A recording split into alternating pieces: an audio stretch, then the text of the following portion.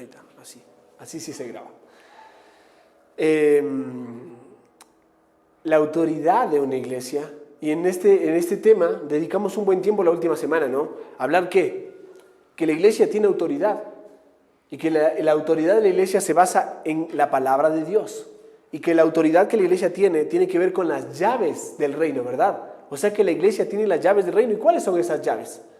Ya habíamos hablado acerca de que la iglesia tiene la responsabilidad de observar el qué y el quién del evangelio. Eso significa que como cristianos nosotros tenemos ese desafío de examinarnos unos a otros y buscar confesiones sólidas de confesores sólidos. Personas que profesan, que confiesan a Dios, que hablan la verdad de Dios, pero que viven también la verdad de Dios. Entonces, que evidencien que hay salvación en sus vidas. Nuestra tarea es esa, corroborar y examinarnos unos a otros. Entonces ya hemos visto, como dije, qué es una iglesia, la membresía de una iglesia, las ordenanzas de una iglesia, la autoridad de una iglesia. Me estoy pasando por alto algunos de los temas, ¿verdad? ¿Cuál estuvimos viendo entre todos estos temas que hemos estado revisando ya hacia tiempo? La membresía, sí, la disciplina también. ¿No es cierto? Ya vamos 5, hoy es del 6º tema. Así que ahora nos acercamos a la iglesia reunida. Y es lo que estamos haciendo ahora. Así que permítanme hablar en esta mañana, a través de la palabra de Dios, como lo que la palabra de Dios tiene para decirnos, acerca de lo que estamos haciendo ahora. Estamos aquí en la congregación, congregados, evidentemente reunidos. Esa palabra congregados, reunidos, la asamblea de los hermanos, los cristianos, la iglesia, es una referencia al hecho de estar juntos. Y cada uno de nosotros ha hecho un sacrificio en esta mañana, ¿no es cierto? Si no hay sacrificio, como dijo David, no te ofreceré sacrificio que no me cueste. Nos levantamos temprano, ¿verdad?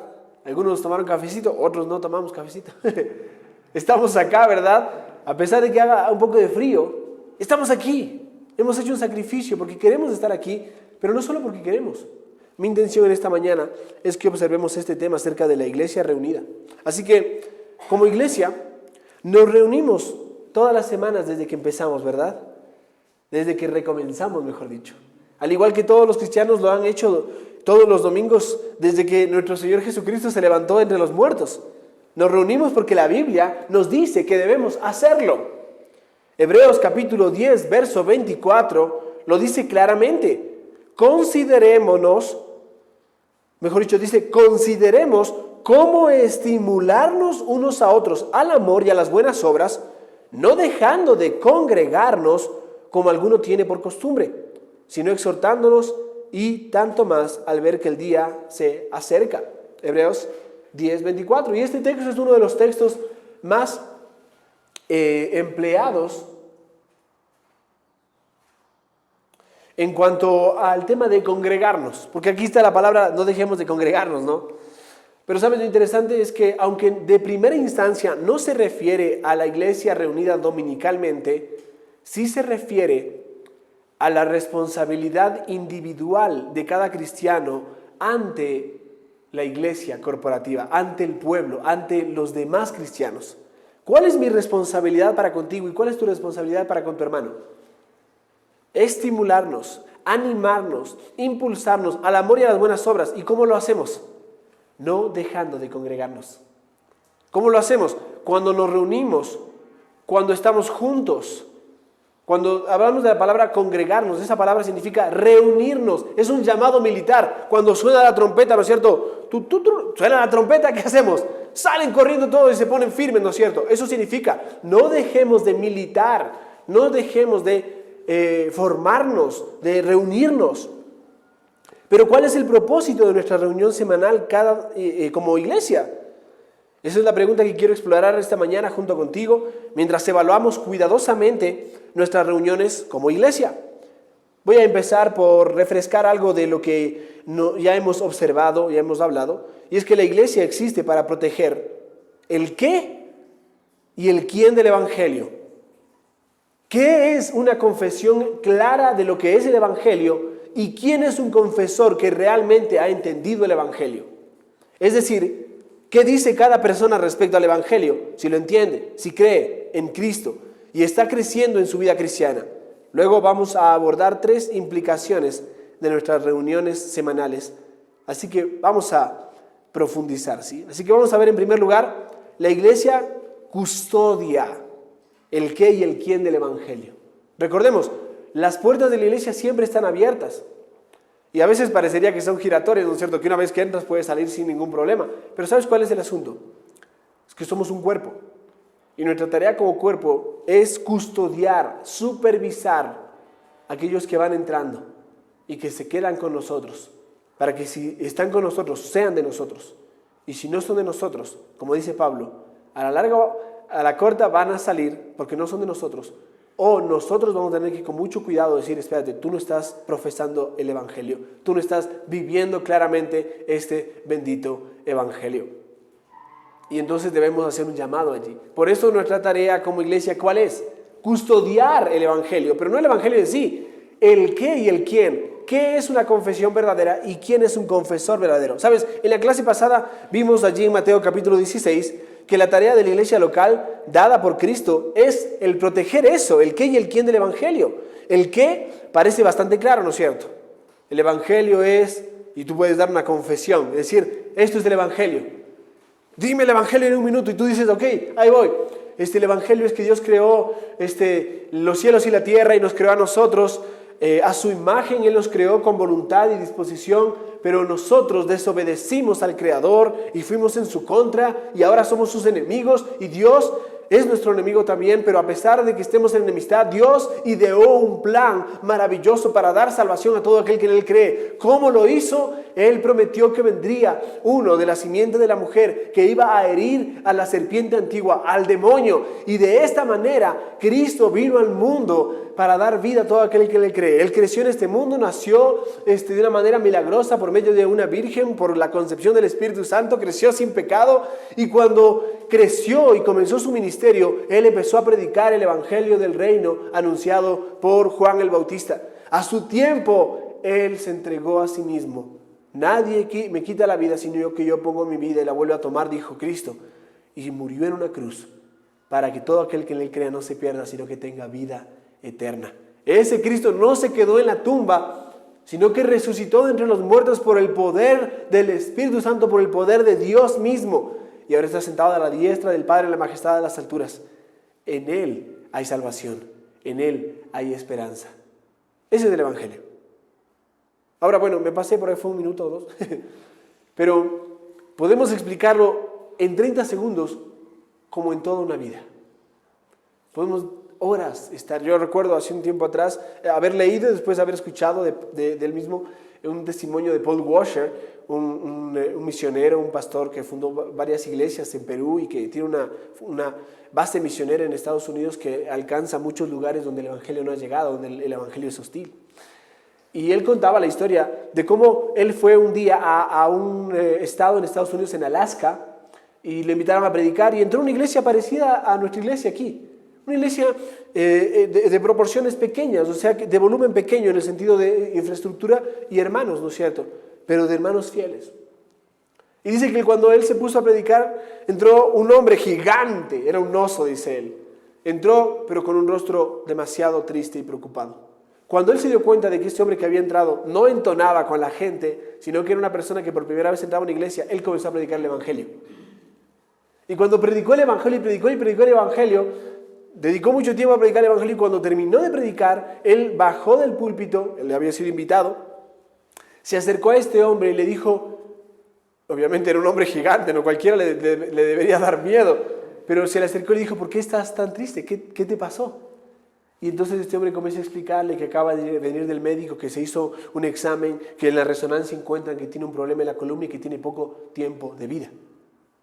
Y Paul Washer dijo, yo no puedo dejar pasar esta oportunidad.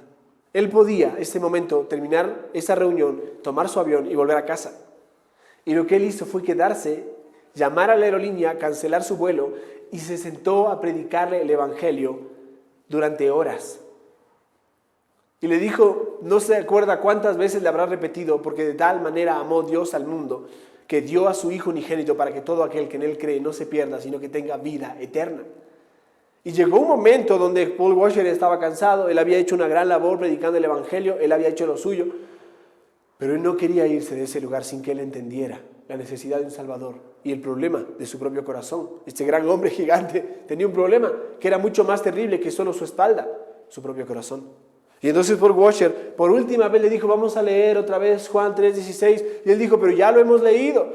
Sí, pero léelo una vez más, quiero que lo entiendas bien. Entonces abre la Biblia y lee Juan 3:16. Y cuando está leyendo este hombre el texto dice, no puede ser, está allí, es clarísimo. Jesús vino a darme vida. Porque el Evangelio es un mensaje que no es difícil de entender, pero es difícil de creer por la dureza de nuestro corazón. Por la dureza de nuestro corazón. Y entonces cuando consideramos esto, ese hombre hizo una confesión clara de el qué del Evangelio. Esto es el Evangelio. En este Evangelio yo creo. ¿Se dan cuenta? Por eso debemos predicar el Evangelio fervientemente. La iglesia se convierte en el representante de Dios en la tierra, mis amados hermanos. La comunidad de la iglesia es la comunidad de la iglesia es una muestra de la gloria de Dios. Y queremos que toda la tierra vea su gloria. Pero, citando a John Piper, las misiones existen porque la adoración no se está llevando a cabo. ¿Y recuerdan qué pasará al final de los días? Gente de toda lengua, tribu y nación se reunirá a una para adorar y alabar al Señor de una manera eterna. Bueno, para eso existen las misiones, para que la adoración se lleve a cabo. Si no hay adoración, entonces tenemos que cumplir con la misión, porque la adoración es llevar al mundo entero a la obediencia a Cristo, a la alabanza de Dios. Amén. Mis amados hermanos, el culto es primordial. Es algo importante, porque Dios es importante, porque Dios es primordial. La declaración de propósito último de cualquier iglesia debe ser una muestra de la gloria de Dios, guardando el qué y el quién del Evangelio. Cuando nosotros nos reunimos, estamos manifestando la gloria de Dios al mundo. Y si a nosotros nos importa, es porque es importante y es porque a Dios le importa. Como cristianos entonces, necesitamos la iglesia local. Somos parte de la iglesia, ya habíamos hablado de esto, ¿no? La iglesia universal, ¿no es cierto? Pero no de esa iglesia universal que anda por ahí, sino la iglesia universal de Cristo, los cristianos de todos los tiempos, ¿no es cierto? Como un lugar, la iglesia la necesitamos como un lugar para escuchar la enseñanza bíblica, un lugar para ir el domingo en la mañana, es un lugar como una fuente de aliento, pero principalmente necesitamos la iglesia con el fin de aferrarnos al Evangelio. Cuando venimos aquí, nos recordamos unos a otros ese Evangelio, mis amados hermanos. Muchos de nosotros podemos relajar en ese aspecto, pero no debemos hacerlo, porque en el Nuevo Testamento vemos que la reunión regular de los creyentes en una iglesia local es realmente importante. Tú puedes leer el libro de los Hechos y te animo a hacerlo, y ¿sabes qué te vas a encontrar? Con que la iglesia se reunía casi todos los días. Obviamente en un contexto distinto, en una cultura distinta, pero ellos priorizaron la importancia de reunirse, porque eso hacía bien. Y en ese camino necesitamos la iglesia para recordarnos que es el Evangelio y afirmar que seguimos en ese Evangelio. Que nuestras vidas se ajusten a nuestra profesión. Soy cristiano, sí. ¿Y qué hacen los cristianos? Los cristianos nos congregamos. No es solo los cristianos vamos a la iglesia de vez en cuando. No, los cristianos nos congregamos. Por eso, mis amados hermanos, una reunión regular rápidamente se convirtió allí en el Nuevo Testamento en semanal, en el primer día de la semana como una celebración de la resurrección de Cristo. Es importante que en esas reuniones nosotros escuchemos la palabra de Dios para que podamos seguir recordando y reconociendo el verdadero Evangelio. Alguno de nosotros en esta semana pudo haber escuchado a alguien decir, ¿sabes qué? Sí, yo también creo en Dios y mira, está este hombre llamado Alá, Buda, y te puede explicar alguna cosa y uno dice, oye, eso no es lo que nosotros creemos. Y entonces tú vienes este domingo y escuchas este mensaje y dices, no, ahí está lo que creemos. Lo que me dijo ese hombre no es verdad. Aquí nosotros venimos a confirmar y reconfirmar lo que creemos, aquello que profesamos. Es importante. Y en estas reuniones reafirmamos formalmente que nuestra ciudadanía está en el cielo a través de las ordenanzas. como que uno viene para acá y dice, miren, aquí está la cédula, yo sigo en el pacto, no he dejado de creer, yo sigo firme. Soy un miembro del nuevo pacto, soy un miembro de Cristo. En el Nuevo Testamento encontramos esto. Por eso la comprensión del propósito principal de la iglesia es crucial para entender por qué nos reunimos. Una vez que entendamos el propósito crucial de la iglesia, vamos a entender por qué nos reunimos. ¿Y cuál es el propósito? Manifestar la gloria de Dios al mundo, cuidando el qué y el quién del Evangelio. Conscientes de esto, vamos a caminar a través de 3 implicaciones de la declaración de propósito de la iglesia local para nuestras reuniones semanales. ¿Sí? O sea, 3 cosas, 3 implicaciones que manifiestan ese propósito de por qué nos reunimos.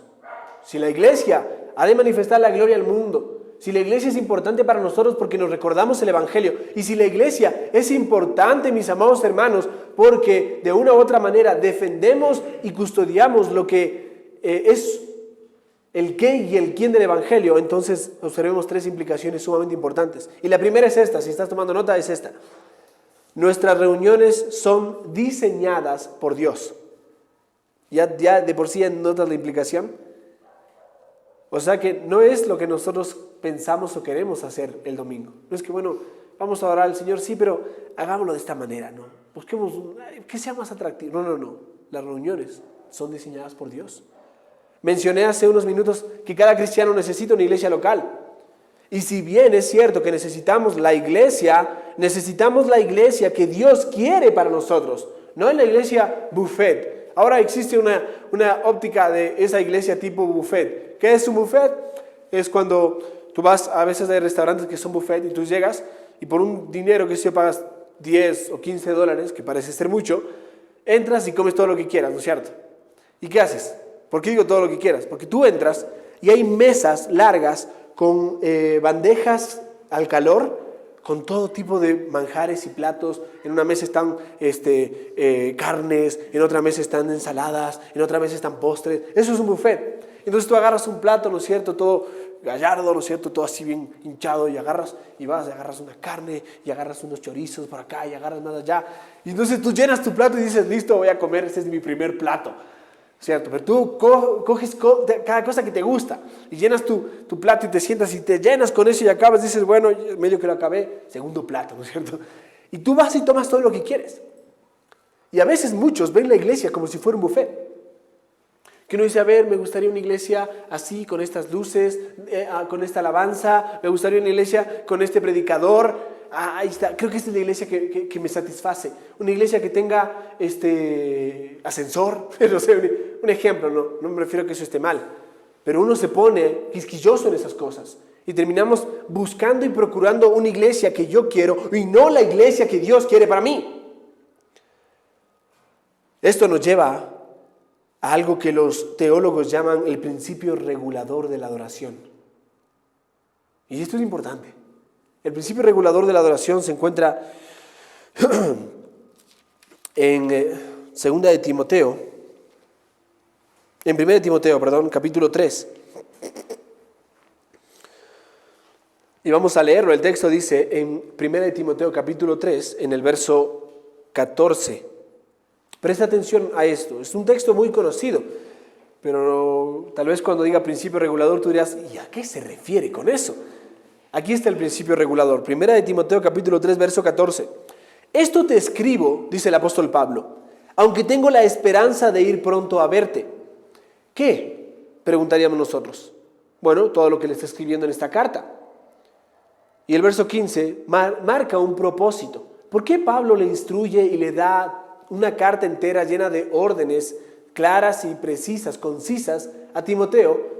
Bueno, para que si tardo sepas cómo debes conducirte en la casa de Dios, que es la iglesia del Dios viviente, columna y baluarte de la verdad. ¿Cuál es el punto aquí, mis amados hermanos? Si Pablo llegaba a tardar, aunque tiene el deseo de ir pronto a ver a Timoteo, pero si Pablo llegaba a tardar, Timoteo tenía una responsabilidad. Y para que Timoteo sea consciente de esa responsabilidad, Pablo le escribe una carta completa acerca de lo que es la iglesia y cómo ésta debe ser desarrollada, cómo esta iglesia debe reunirse, cómo esta iglesia debe implementar lo que Dios pide. ¿Por qué?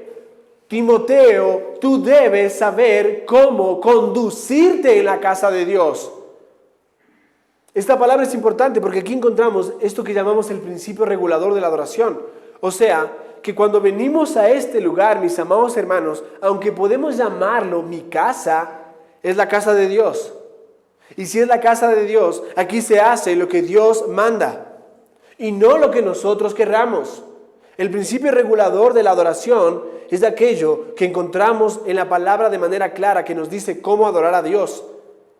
Y hacemos lo que Él nos pide. Y si no nos pide, no lo hacemos. Cuando se hace la pregunta, ¿qué debería hacer la iglesia local cuando se reúne? Una manera bíblica de responder a esta pregunta es solo lo que Dios nos ha dicho que hagamos en la iglesia local. O sea, que cuando nos reunimos, hacemos lo que Dios nos pide, no lo que nosotros queremos. ¿Y qué nos pide Dios? Es la pregunta.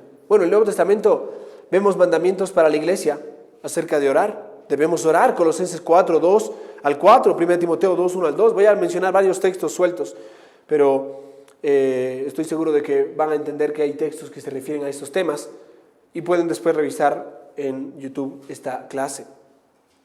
No solo acerca de cómo orar, también nos dice que debemos leer las Escrituras públicamente. 1 Timoteo 4, 13, Colosenses 4, 15. Escuchar la predicación y la enseñanza, Hechos 2, 42, 1 Timoteo 4, 13. Bautizar a los creyentes, Mateo 28, 19, y compartir la cena del Señor, Hechos 2, 42 otra vez y 1 Corintios 11, sobre cómo alentarnos unos a otros y alabar a Dios en el canto. ¿Se han dado cuenta de que el Señor nos ordena cantar? Él nos dice en su palabra, Efesios 5, 19, Hebreos 13, 15, hace referencia al hecho de que debemos cantar salmos, himnos y cánticos espirituales, Colosenses 3, 16 también. Y también nos enseña y nos ordena acerca de dar de nuestras finanzas. 1 Corintios 16, 1 al 2. Separar para el Señor lo que es del Señor, de nuestro corazón. 1 Corintios 14, 26 es muy claro. Mira lo que dice, presta atención. 1 Corintios 14, 26 dice, cada uno de estas cosas que hacemos juntos se debe hacer para el fortalecimiento de la iglesia, dice el texto. ¿Por qué lo hacemos? ¿Por qué hacemos estas cosas? ¿Por qué oramos públicamente? ¿Por qué leemos la palabra de Dios públicamente? ¿Por qué escuchamos la predicación y la enseñanza? ¿Por qué bautizamos a los creyentes? ¿Por qué compartimos la cena del Señor? ¿Por qué cantamos y adoramos al Señor? ¿Por qué damos de nuestras ofrendas a Dios? Porque lo hacemos para el fortalecimiento de la iglesia. Cuando nosotros hacemos esto, la iglesia se fortalece y honramos a Dios porque Él nos pide que lo hagamos. ¿Recuerdan aquel caso de Nadab y Abiú? ¿Qué pasó con ese par de muchachos, hijos del sacerdote? Ellos llegaron, Levítico capítulo 10, ellos llegaron al templo, bien campantes, contentos. Vamos a alabar al Señor, dijeron. Vamos a exaltar su nombre, sí. Y ofrecieron al Señor un fuego que el Señor no mandó. Y eso trajo consecuencias. No tenemos idea, pero sí entendemos que el problema principal, o sea, no tenemos idea de qué fuego era, vaya a ser un fuego particular, ¿no es cierto? Era un fuego azul, un fuego naranja, no es eso. No ese es el punto principal. Algunos dicen, no, pasa que ellos entraron borrachos a orar a Dios. Puede ser, pero ¿sabes cuál es el punto principal? Que hicieron algo que Dios no pidió. Y no solo eso, que lo hicieron con un corazón incorrecto. A veces podemos adorar a Dios con un corazón correcto, pero haciéndolo de una manera incorrecta. Y a veces podemos adorar a Dios de una manera correcta, pero con un corazón incorrecto. Tenemos que alinearnos y adorar a Dios de una manera correcta, con un corazón correcto, acorde a lo que Dios nos ha pedido en su palabra, mis amados hermanos. Por eso, pero si algo se encuentra en esta lista que he observado, no es parte del plan de Dios. Si algo no se encuentra en esta lista que te he comentado, no es parte del plan de Dios en nuestro tiempo juntos. Algunos implementan en los cultos que tienen, ¿no es cierto? Bueno, vamos a colocar, antes de que empiece el mensaje, un teatro, ¿no es cierto? Y que pasen y hagan los niños mímicas, o que pasen los hermanos ahí y hagan una... ¿Qué? Eso no está dentro de lo que Dios nos pide. Algunos vamos a poner una luz bien bajita, ¿no es cierto? Que no se vea, solo se ve el escenario, y cambian esa palabra. Esto ya no es un altar, es un escenario, ¿no es cierto? ¿Se han dado cuenta? Y si es un escenario, entonces ya no es una iglesia, es un teatro. Esto es un altar, mis amados hermanos. Un altar se hace sacrificios, aquí se presenta la palabra de Dios. Por eso, mis amados hermanos, si el Señor no nos pide, no lo hacemos. ¿Y qué respecto a aquellas cosas que no dice? ¿No lo hacemos? Porque hay una diferencia entre el principio regulador de la adoración y el principio normativo. El principio regulador dice, todo lo que el Señor nos pide lo hacemos. Y lo que no se encuentra en la Biblia, simplemente no lo hacemos. No lo forzamos para que se haga. Por el otro lado, el principio normativo es un poco más complejo, o sea, un poco más suelto. Ellos dicen, lo que el Señor nos pide que hagamos, lo hacemos. Lo que no nos pide, no lo hacemos. Y de lo que no se dice nada, bueno, ahí nosotros somos creativos. Bueno, eso es normativo. Pero es saber que el principio regulador es el que determina cómo debemos adorar. ¿Y cómo debemos adorar? Esto te mando para que sepas cómo debes conducirte en la casa de Dios. ¿Cómo nos conducimos en la casa de Dios? Como a Dios le agrada. Es como cuando alguien viene en visitas a casa, ¿no es cierto? Y a mí me da gracia, pero es maravilloso. Vienen visitas con niños a casa, ¿no es cierto? Y los padres están ahí haciendo malabares con los niños para que no rompan la vasija de la dinastía Ming, ¿no es cierto? Que no rompan la vajilla china, ¿no es cierto? No. Pero ¿cuál es el asunto con eso? Que cuando tú vas a visitar otra casa, que no es tu casa, tú te comportas, ¿no es cierto? Tú tienes modales, tú respetas. Tú nos llegas y dices, bueno, ¿qué hay en la refrigeradora? Porque no es mi refrigeradora. Y tal vez no hay nada. ¿Cuál es el asunto, mis amados hermanos? Esta es la casa de Dios. Y aquí actuamos, vivimos y nos comportamos como a Dios le agrada. Ojo, no con esto contrasto que afuera podemos hacer lo que nosotros queramos, sino que por la razón de que aquí vivimos como a Dios le agrada, afuera debemos manifestar lo mismo, adorar a Dios. Por eso llamamos la adoración pública, que es esta, es una adoración dispuesta. En esta adoración pública, ¿nosotros qué hacemos? Lo que Dios pide ser adorado, como Él quiere ser adorado. Y en adoración privada es cuando tú sales de casa y privadamente sales de la iglesia y privadamente adoras. ¿Cómo adoras de esa manera? Bueno, ¿qué vas a comer hoy? Hoy me voy a comer este platillo. ¿Y por qué lo vas a hacer? Porque tengo hambre. ¿Y qué te lleva a hacerlo? Bueno, ¿glorificas a Dios con eso? Sí, porque tengo hambre. ¿Y cuántos platos te vas a comer? 4. Oye, eso ya no es tener hambre. ¿Eso es qué? Gula, eso es pecado, ¿no es cierto? ¿Y por qué menciono esto? Porque la adoración privada me lleva a mí a adorar a Dios en cada una de las acciones que yo hago. Todo lo que hagáis, hacedlo para el Señor. Comer, dormir, compartir con mi familia, emplear mi tiempo. Cada cosa que yo haga, debo hacer para la gloria de Dios. Bueno, avanzando.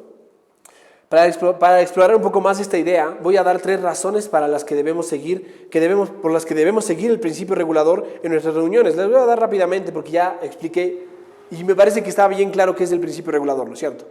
En otro momento vamos a dedicar tiempo a estudiar solamente el principio regulador, que es maravilloso. ¿Sabes? No tenemos mandato para obligar a la conciencia del cristiano de maneras en las que la Escritura no lo hace. Esa es una razón importante. El principio regulador nos dice que yo no puedo obligar a nuestra hermana aquí a que cante y se pare así de esta forma y comience a cantar de esta manera, porque la Biblia no me dice eso. La Biblia me dice que tienes que cantar y que yo tengo que cantar. Yo no puedo obligarte, mi amado hermano, a que tú vengas hoy con traje, con corbata, bien ajustado, bien puesto, ¿no es cierto? ¿Por qué? Porque tal vez no todos tenemos y porque la Biblia no lo ordena. ¿Se dan cuenta de eso? Yo no puedo sujetar tu conciencia y tú no puedes sujetar la conciencia de tu hermano respecto a algo que la Biblia no manda o no ordena. Pero sí debemos ser cuidadosos a la hora de adorar, ¿no es cierto? Y entonces es bueno venir arreglado, no es que tienes que venir despampanante, ¿no es cierto? Pero venir bien y adorar a Dios con un corazón correcto. Debido a que a los cristianos se les ordena que estar en la iglesia debe ser regular, tenemos que tener cuidado con lo que hacemos en este entorno en formas distintas como lo hacemos en otros lugares en nuestras casas, ¿no es cierto? En nuestras casas por ahí uno se tiene en la silla y se acomoda todo tirado en la silla, ¿no? Aquí ¿cómo me siento? No me voy a tirar todo en la silla, tengo que sentarme bien. ¿Notan? Hay cosas, detalles y detalles. Otra razón es que Dios sabe cómo adorarle mejor que nosotros. Esto es maravilloso. El principio regulador nos muestra que Dios nos enseña cómo quiere ser adorado. A veces nosotros queremos decir, Señor, te quiero adorar de esta manera. Sí, está bien, puede ser una buena intención, pero recuerda, ¿quién mejor que Dios para enseñarnos cómo adorar a Dios? Así me gusta que me adoren, dice el Señor. Verdaderos adoradores que adoran a Dios en espíritu y en verdad. Y para eso encontramos varios de los... Bueno, tú puedes leer los 10 mandamientos y encuentras cómo Dios pide ser adorado. No te hagas ídolos, no tendrás imágenes, no tendrás dioses falsos, no matarás. Guarda el día de reposo, que para nosotros es el día del Señor, el día domingo. Y eso implica guardar todo el día.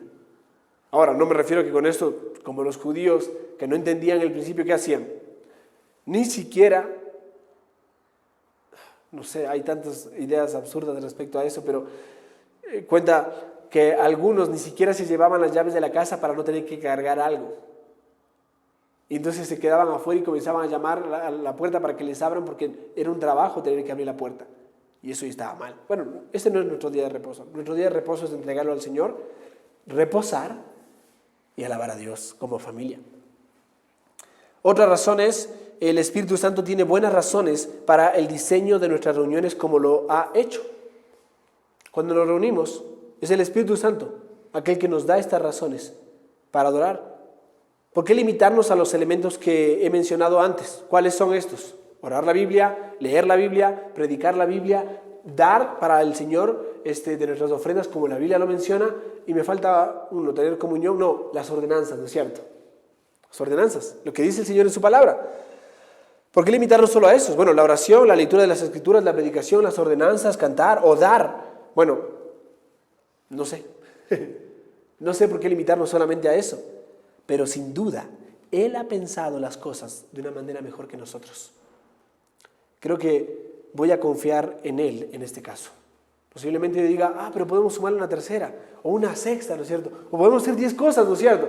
Sí, pero estas son primordiales. Estas son fundamentales, principales. Así que recibimos solo aquellos elementos en nuestras reuniones semanales que se prescriben para nosotros en la palabra de Dios. Si la palabra de Dios lo ha dicho, lo hacemos. Ahora debemos tener una óptica clara y una interpretación correcta de la palabra de Dios. Muchos hermanos pueden decir, pero pastor, la palabra de Dios dice, y vamos a un salmo, ¿no es cierto? Voy a poner un ejemplo. Y la palabra de Dios dice allí en el Salmo 150 que alabad a Dios en su santuario y en la magnificencia de su firmamento, alabadle con pandero, con danza, dice, y pastor, ¿por qué no tenemos danza en la iglesia? Yo les digo, mis amados hermanos, ese texto está en un contexto, y el contexto en el que se encuentra es cantos, y esos cantos tienen propósitos, tienen historia. Entonces le digo, mi hermano, revisemos qué es lo que dice el Salmo 150, y lo revisamos. Y cuando encuentras que el contexto histórico de ese salmo es un salmo que Dios da para que el pueblo de Israel cante en cualquier lugar, porque había cantos que se cantaban en una montaña, en una procesión fúnebre, en la iglesia, en la guerra. Entonces debemos saber dónde se cantaba qué cosa. Y ese canto, pero dice la Biblia que dice en su santuario, hermano, dice que se cantaba en la iglesia. Espérate, la Biblia tiene tipos de lenguaje. Y el lenguaje que usa aquí es un lenguaje, la poesía hebrea contiene comparación. Y dice, alabad al Señor en su santuario. Y después dice, en la magnificencia de su firmamento.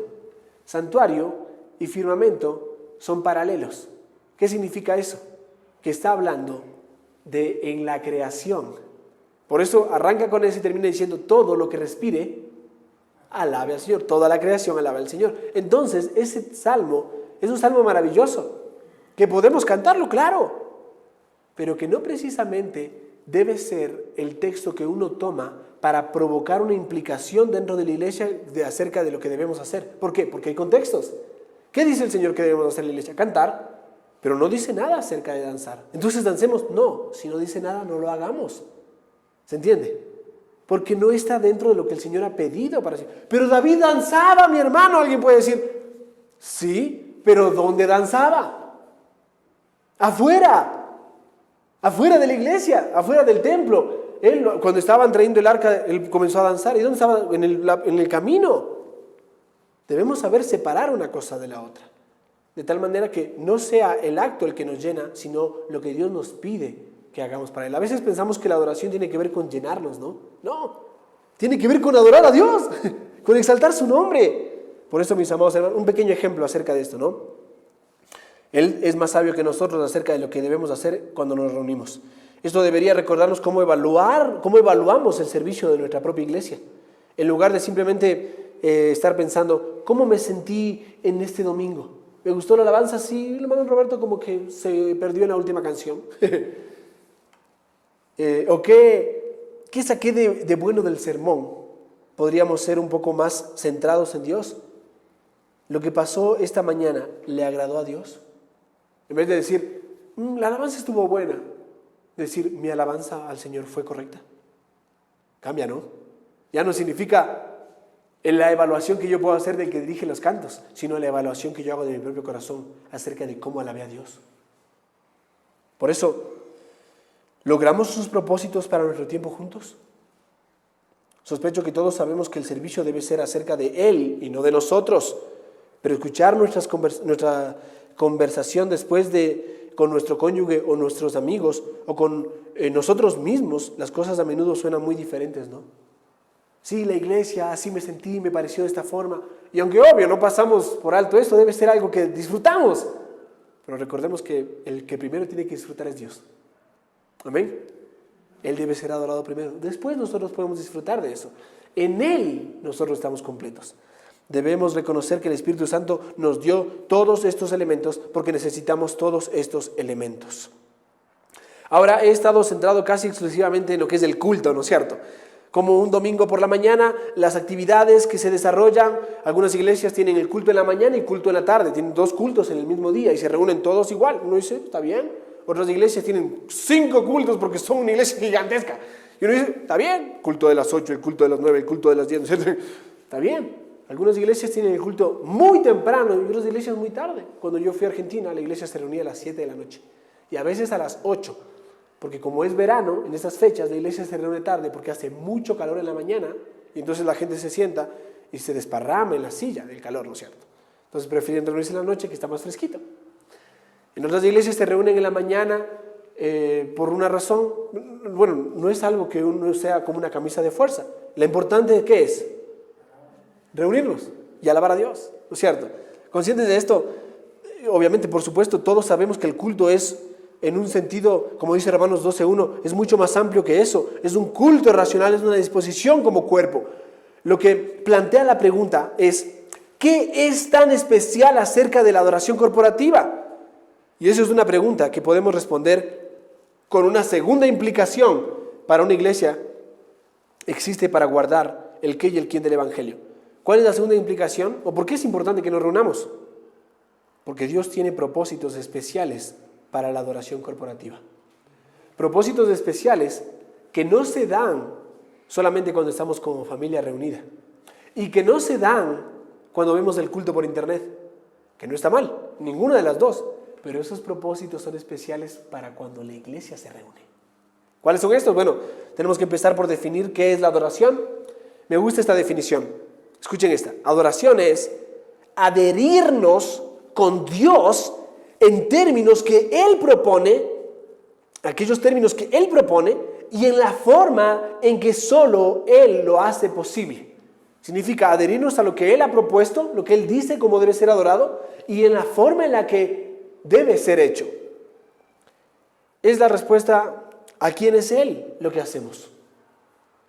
Es la obra de las palabras de Jesús en Juan 16:14. El Espíritu me glorificará porque tomará de lo mío y os lo hará saber. Y uno dice, Señor, enséñanos cómo adorarte.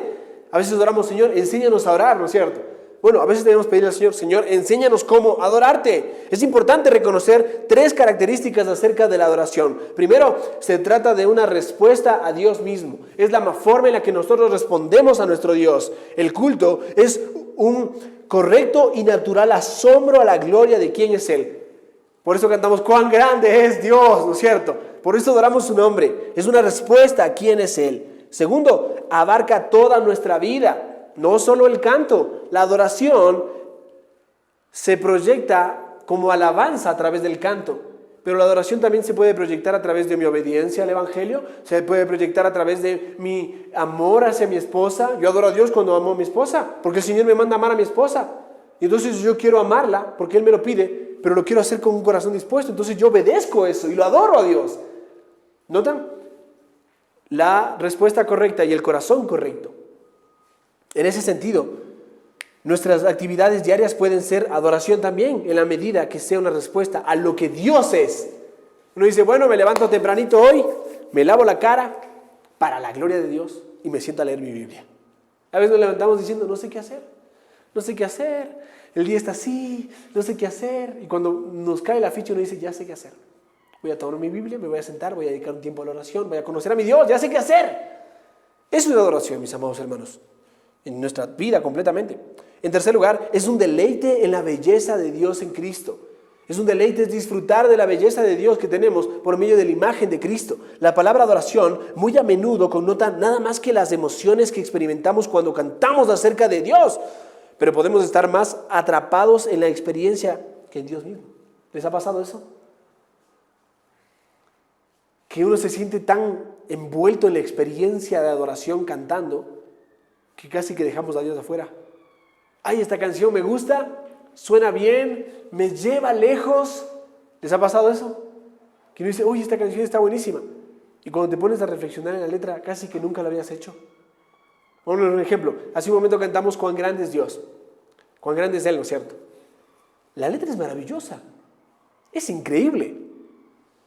¿Te has puesto a reflexionar en esa canción?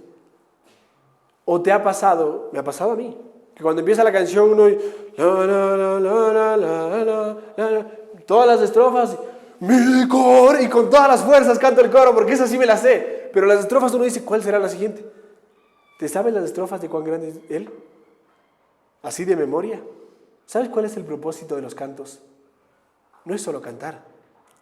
El Señor quiere que cantemos su palabra, porque cuanto más abundantemente mora su palabra en nosotros, más transformados y conformados a la imagen de Cristo somos. Amén. Por eso debemos cantar con el entendimiento. Por eso debemos cantar conscientemente. Pero bueno, avanzando. Entonces, ¿qué hay de especial en la adoración corporativa? Cuando digo corporativa es juntos. ¿Qué ocurre allí que no suceda cuando oras, cantas, lees y escuchas un sermón en casa? Bueno, te voy a dar una respuesta en 3 partes. En primer lugar, hemos oído un mensaje confiable. ¿Qué significa esto?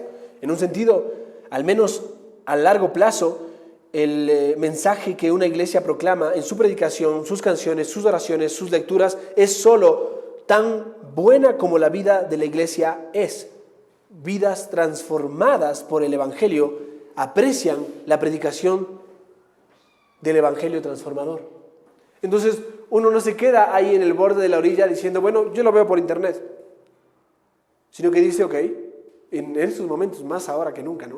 Uno dice, ok, aunque la iglesia ya se está reuniendo, yo no me estoy reuniendo todavía, pero voy a tomar el desafío. Porque aunque no está mal escuchar el sermón por internet, ¿cuánto más importante es reunirnos como iglesia, escuchar juntos el sermón y dejar que ese sermón transforme a unos y a otros?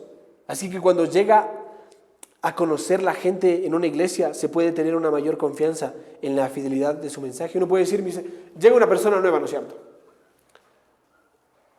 Bienvenido, ¿no es cierto? Un abrazo, un codo nomás.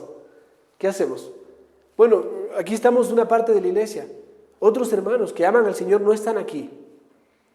En tiempos de pandemia podemos decir eso. Pero cuando se vuelve algo normal, uno dice, no, ya no me quiero congregar. Me di cuenta de que por internet está todo bien, me siento cómodo. ¿Para qué tener que ir a la iglesia? Total, vaya a ser que me contagie. Y podemos colocar ahí algunos argumentos que decimos, no, Dios, ¿cómo voy a ir a la iglesia? Y aquí está el punto. No es, ojo, en tiempos de pandemia uno dice, ok, si tú no quieres venir ahora por conciencia, no lo hagas, está bien, se entiende. Presta atención al mensaje, separa un tiempo en tu casa, apaga todo, sé consciente. ¿Sabes? He escuchado de personas que no han podido ir a la iglesia, pero por cuestiones A, B o C, y se han quedado en su casa. Y en el culto, en la hora del culto, han dedicado un tiempo, casi una hora entera, para orar y leer la palabra de Dios. Tal vez no tenían internet o demás. No dice, ok, no puedo ir a la iglesia, pero yo voy a hacer lo que el Señor me pide aquí como iglesia también. ¿Notas eso? Eso se llama compromiso con Dios. Pero no solo eso, esta respuesta también contiene adoramos juntos. Mis amados hermanos, ¿cómo podemos adorar a Dios si tú estás allá y yo estoy por acá y tú estás por allá? ¿Cómo adoramos juntos? Adoramos juntos, eso significa que la adoración colectiva es una muestra de unidad. ¡Cuán agradable debe ser para Dios esto! ¿Sabes? Cuando tú cantas al lado de tu hermano, ministras a tu hermano con la palabra, no es el hermano que canta al frente y nosotros lo escuchamos, no. Es toda la iglesia cantando. A mí me encanta cuando explota la iglesia cantando este canto que cantamos hace un momento. Me encanta ese canto. Una mirada de fe. Que cantamos como si estuviéramos en la cancha, ¿no es cierto? Uno canta con pasión. ¿Por qué? Porque lo hacemos con gozo para el Señor, por lo que Él ha hecho, y nos ministramos y nos animamos unos a otros. Otra cosa importante de por qué nos reunimos son las ordenanzas, mis amados hermanos. Las ordenanzas no se pueden hacer en circunstancias que estén fuera de la reunión de la iglesia. Cuando la iglesia se reúne, nosotros podemos observar las ordenanzas, podemos bautizar, podemos servirnos y participar de la cena del Señor, pero cuando no estamos congregados, creo yo que la palabra de Dios es muy clara, que aunque Dios nos ordena eso, no podemos obedecer esas ordenanzas por cuestiones evidentes. No nos estamos congregando. ¿Se entiende?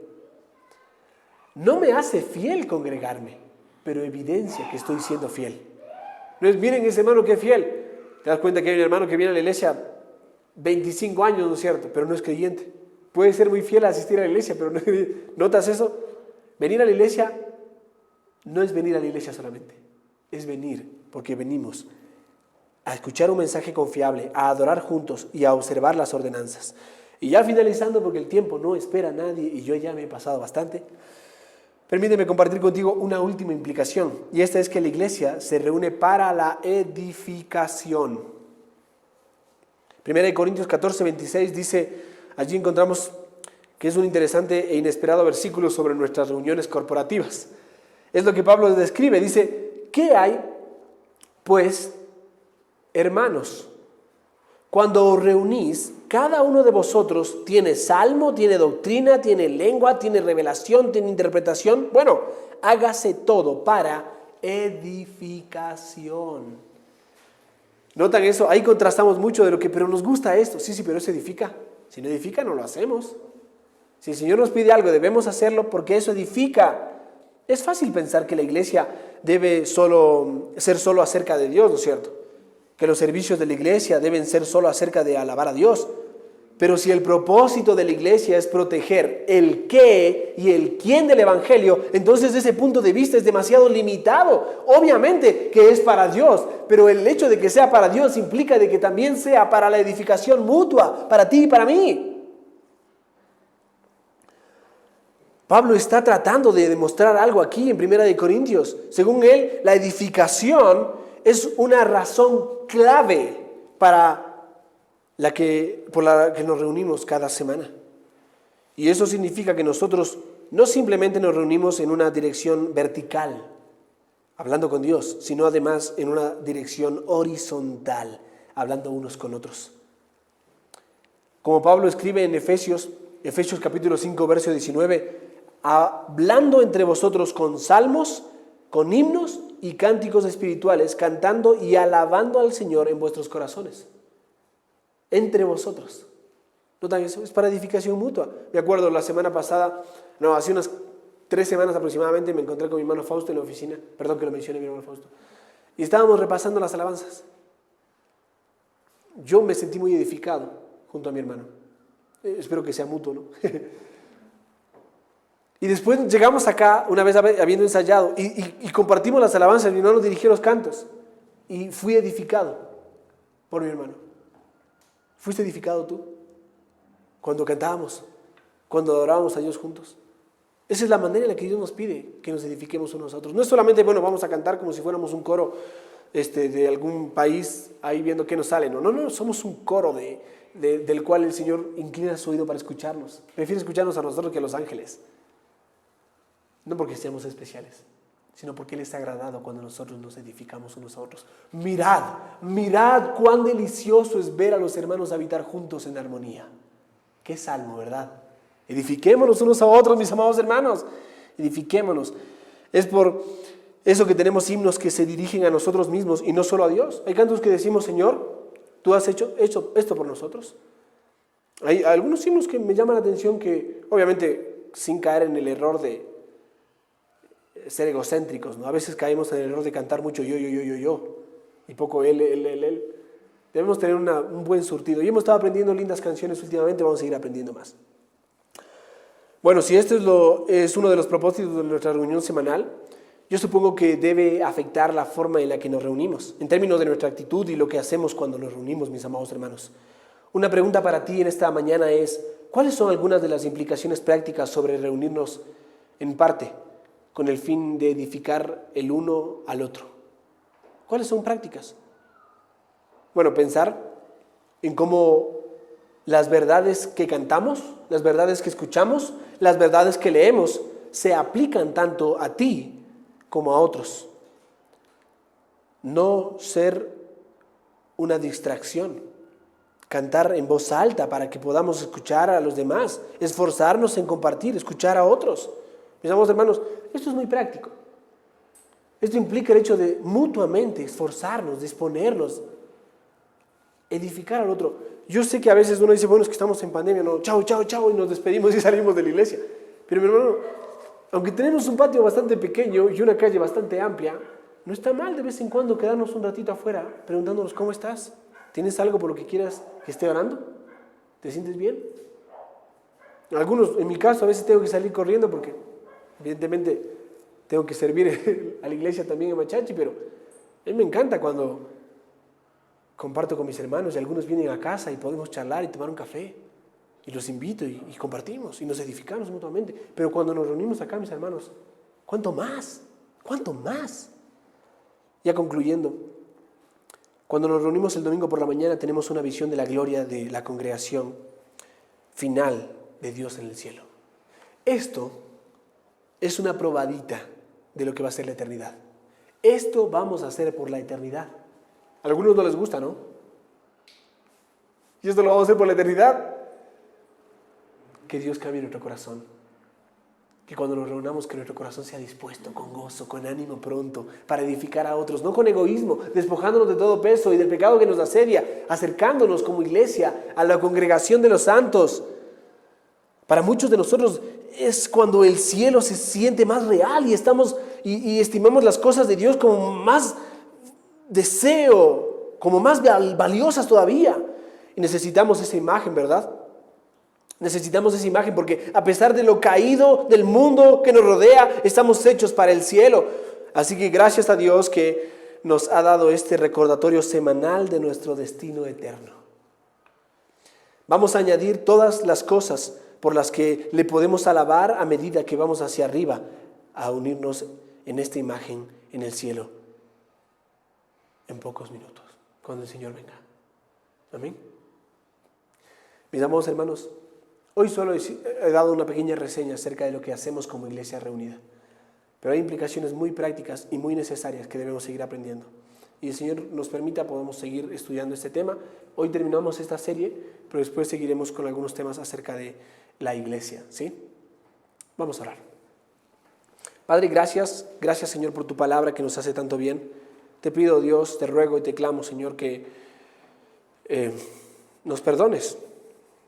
A veces venimos a este lugar un tanto inquietos, a veces llenos de nosotros mismos, y olvidamos y perdemos lo más importante de estar aquí, Señor, que es alabarte, que es escuchar tu palabra, que es tener comunión unos con otros, Señor, observar las ordenanzas, darte a ti lo que te mereces, Señor, cantar. Oh Padre, ayúdanos, Señor, a ser mucho más conscientes de lo que hemos sido hasta ahora, cada vez que nos reunimos. Que con anticipación el sábado podamos prepararnos como familias, con nuestros hijos, con nuestra esposa, preparar nuestra ropa, Señor, y que cuando nos preparemos y dispongamos el día domingo podamos venir a este lugar con un corazón dispuesto, despojándonos de todo peso, Señor, con gozo y con alegría, recordando y reconociendo quién eres tú para nosotros, qué has hecho, y edificándonos unos a otros para la gloria de tu nombre, Señor. Gracias hoy te damos por tu palabra. En el nombre de Cristo Jesús. Amén y amén.